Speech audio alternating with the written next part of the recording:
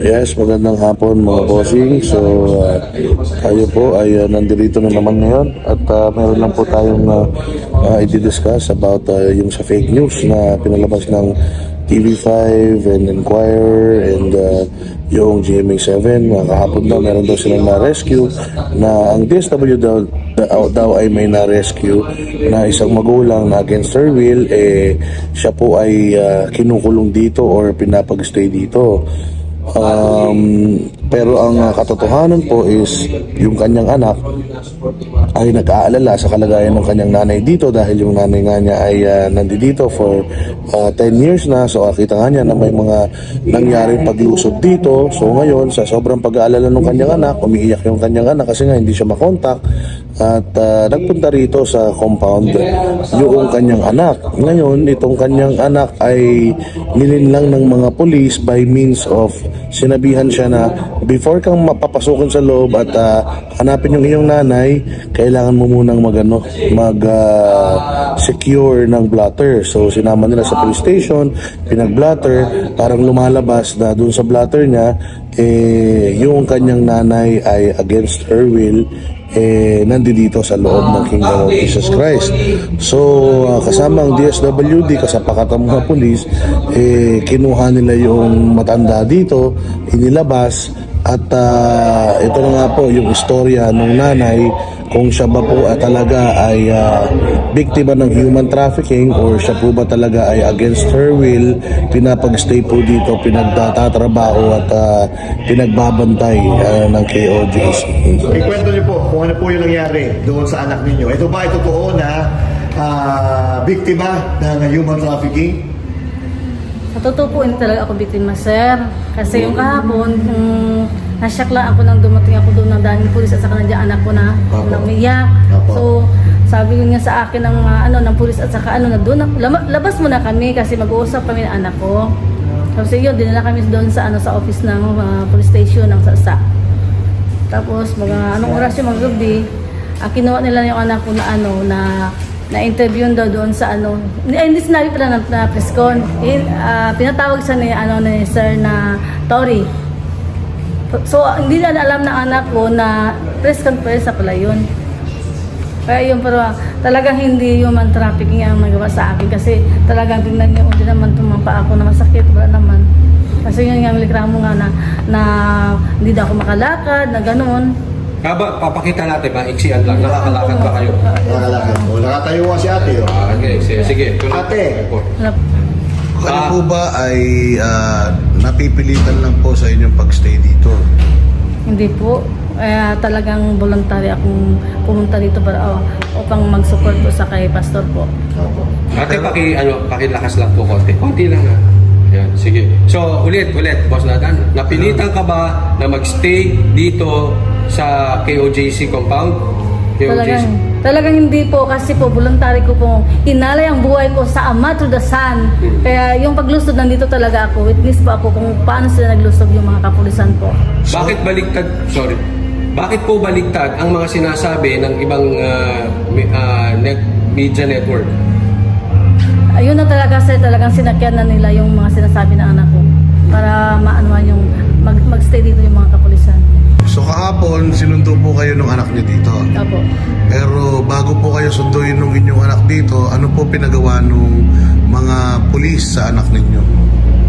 Pinakuha po siya bago siya nakapasok kasi sir, pinakuha muna siya ng police blood report dun sa Sasa para ma-assist siya dito sa loob para mahanap ako. So matotal, yung anak niyo po, sinundo po kayo dito. Pero ang ginawa po ng polis, sinabihan po yung anak ninyo na mag-blatter muna bago po siya papasukin. Kaya po, nung kahapon po na nagpunta yung anak niyo dito, ano po nangyari? Naisama niya po ba kayo palabas dito? Oo, sumama ako sa kanya kasi nga mag-usap kami siya kasi umiiyak nga siya. Kasi pinahiya din ako sa niya. Tapos yun, sinamahan ko siya. Bago kami lumabas, sabi ng pulis sa akin na huwag kang mag-alala. Mother, kasi makabalik ka din dito. Sabi ko talagang babalik ako dito ha. Sabi ng mga pulis, oo, walang problema, makabalik. So yun naman, nagtrust naman ako doon. So, umaya sa amahan, nandito na ako ngayon, nakabalik din ako. okay din doon sa ano, doon sa police So, station. ibig sabihin po, isinama lang kayo palabas para maisama nila kayo sa kwento. Ako doon sa ano, Oo. namin. Sa kwento na may video, may mga picture na kinuha kayo dito, inuwi kayo sa bahay. Doon sa Sa bahay police ninyo? station. Hindi po, sa police station lang. Sa po. Sa police station. Okay. So now po, naalala ko na po yung anak nyo naka-brown kahapon na babae. Opo. Ayun po yan, umiiyak yan sa loob. Opo. Yun po, naalala ko na po yun. Nandun Ay, po ako nun. yung anak niya ba ay member ng KOJC? Hindi. Bale siya ang 20, ilang years na po kayo dito? 20. Hindi nagkikita. Hindi, dito po, Hindi, sa lagi loob. naman nakikita eh. Lagi kayo nagkikita. Pero kayo po, ilang years na po kayo dito sa KOJC? Sa 10 years na po ba? 10 10 years na years. po. 10 years, okay. So kasi yung mga nagtatanong, parang nirescue nung anak niya yung nanay niya. Ganon. So bakit umiiyak yung anak ninyo at kayo ba'y talaga na-rescue or ginagawa ng kwento ito ng mga pulis kasi yun nga, hindi mahanap si pastor at gumagawa silang issue.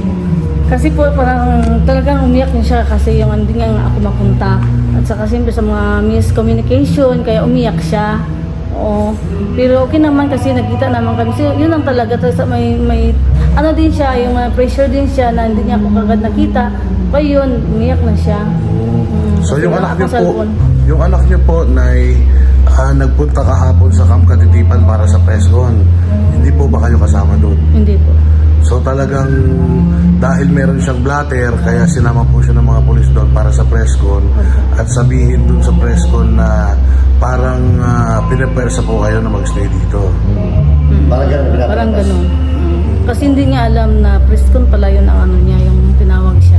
Hindi niya Hindi niya alam alam. ng press con. Hindi alam ng anak niyo? Opo, hindi niya alam na preskon pala yun.